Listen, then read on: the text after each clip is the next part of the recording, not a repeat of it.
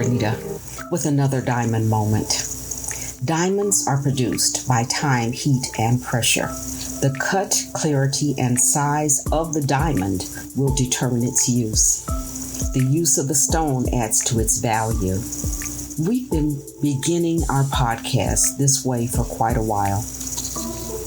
And it definitely has significance in where we are and what we've been doing.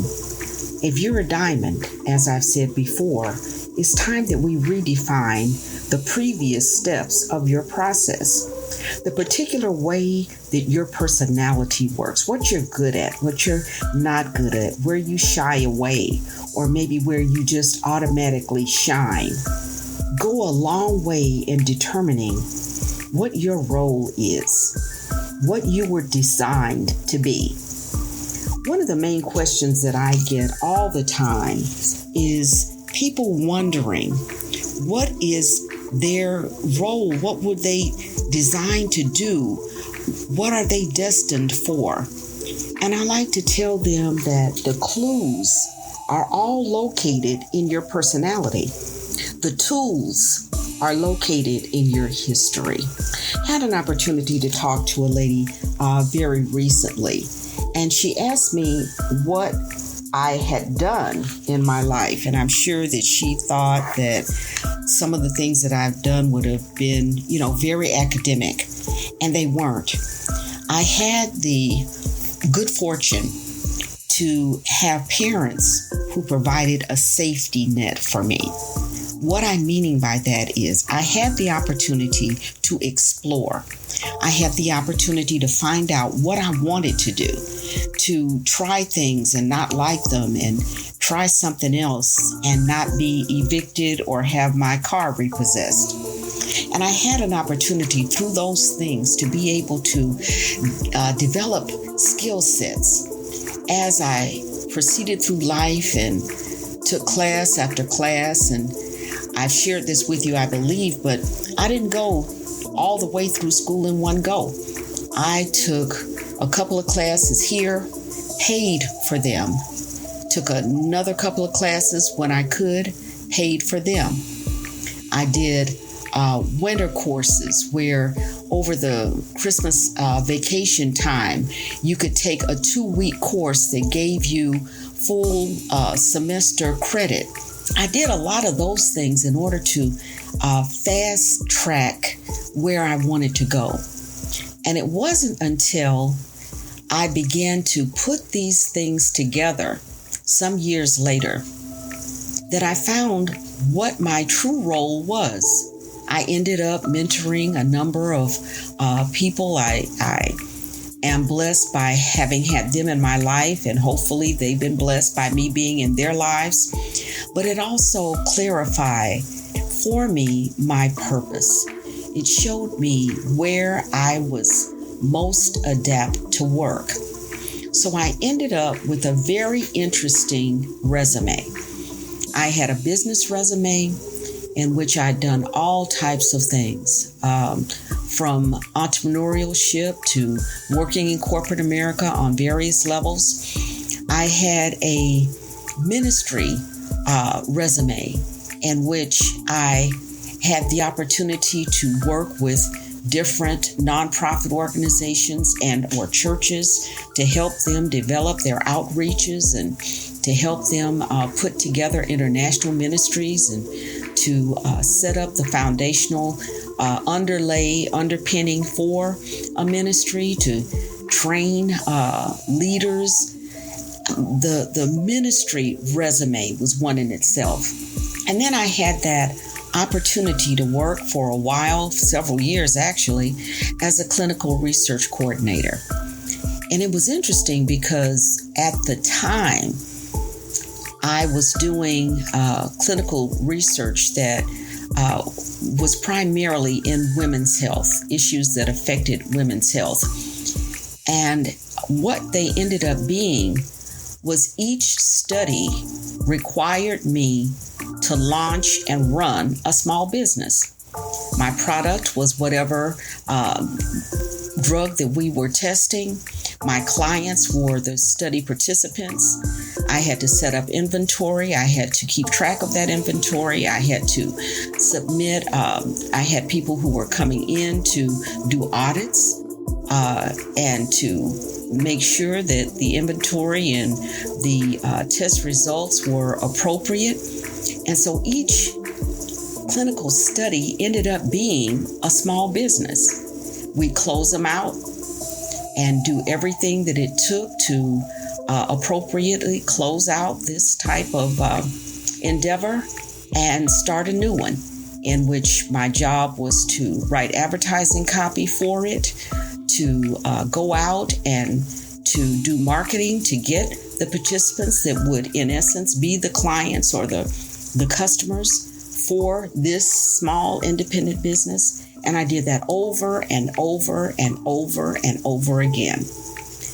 I had the opportunity to run a nonprofit organization, to see what it's like to set up a 501c3 organization, to develop the relationships that's necessary in order to be granted a community housing organization designation from HUD, and to determine what of these things I really want to do. It wasn't until I got a little later on in life that everything fell into place. And I realized that I needed all of those skill sets. I needed to combine those things in order to live out what I was destined to do. It takes everything in our lives. Nothing is wasted. Even if you feel that it was. If you've learned to get along with a person who has a difficult personality, you're going to need that. If you've learned how to be disciplined enough in your own life to be able to be self-motivated and be able to accomplish your own goals without somebody cracking a whip over your head, you're going to need that. If it is being able to complete your paperwork and to stay having things done in an organized fashion, you're going to need that. And then when we look back at your personality, what makes you shine? What makes you sing? What makes your heart sing?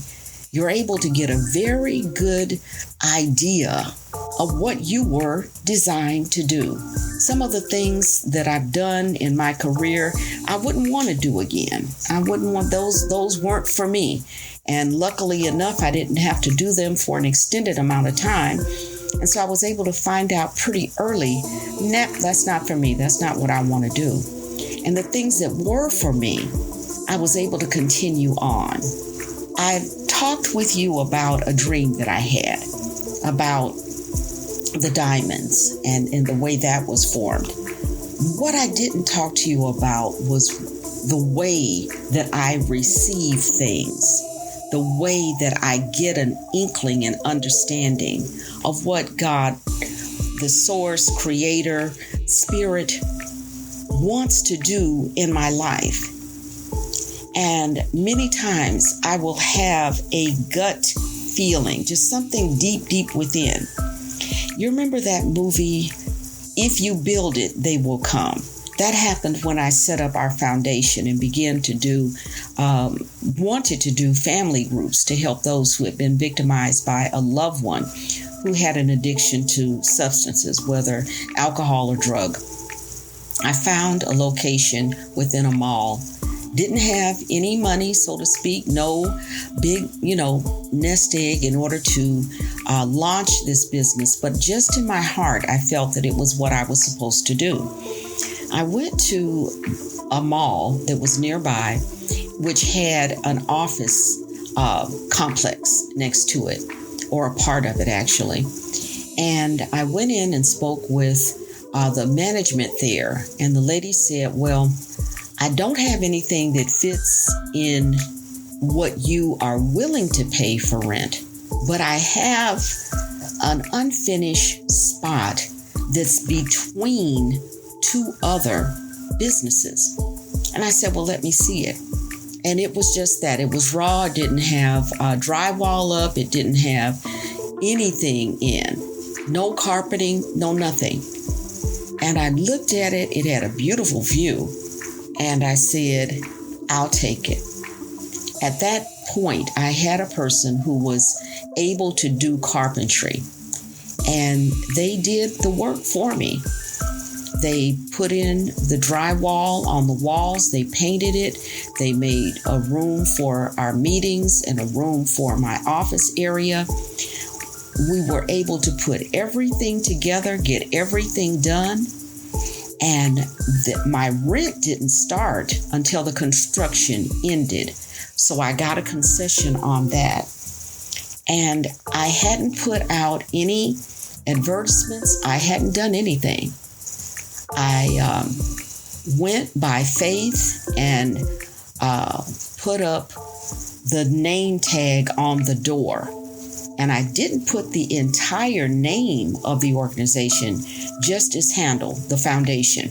I was in the office trying to get everything set up and put in my desk and files organized and all that kind of thing. And I got a knock on the door, and a woman was outside of the door, and she said, "Do you help people with drug addictions?" And I said, "I work with their families." And she said, "God sent me here." I didn't have an ad up. Nobody knew that I existed but Source, but the Creator, but God. And yet, without any advertisements, here is a lady at the door asking me if I helped people who had substance addictions. And that lady ended up bringing me everyone that I worked with for the next 5 or 6 years without ever putting up an ad. In that time that I worked with them, I utilized my entire skill set. I utilized everything that I could do, everything that I had experienced that at one point or another didn't seem to make sense. But in the light of the area that you're called to, everything makes sense. And you begin to use these skill sets that for some might have seemed random or obscure, but in this environment, it was exactly what I needed. For the next few sessions, I want us to spend some time just evaluating our past experiences, what we can gain from them, how we can determine what our destiny is, what we were destined to do, what we were assigned to do, why we were placed in this time in the history of the world. I want us to begin to look at that, because now that we've been able to remove the influences of other people, what they think you should be doing, being able to look at the hard situations of your life, turn them into something that's usable instead of something that you have to run away from. We're getting to the place where we can put these things together and be able to accomplish the goals that we so desperately need to accomplish. You know, we all have a limited amount of time on this earth, and we can't waste time. So we're going to be getting together again. We're going to look at how we're going to move forward in the things that we were destined and designed to do. I'm also excited to announce to you that I am joining Wisdom as a mentor, and I want to invite you to meet me there and become a part of my diamond community. That's what I'm calling it. Wisdom is going to give me the opportunity to talk live to you. It's a great way to have your personal questions answered, and Wisdom is the place that you and I can build a relationship that takes you where you want to go. Thank you for listening, and join me next time as we redefine the previous steps of your process. Never forget, becoming is a process. A process has stages. One small change changes everything. So invest in yourself. Please visit my website at www.DrAnitaMc.com. That's DrAnitaMc.com for links and additional information. And please rate the podcast if you're enjoying it.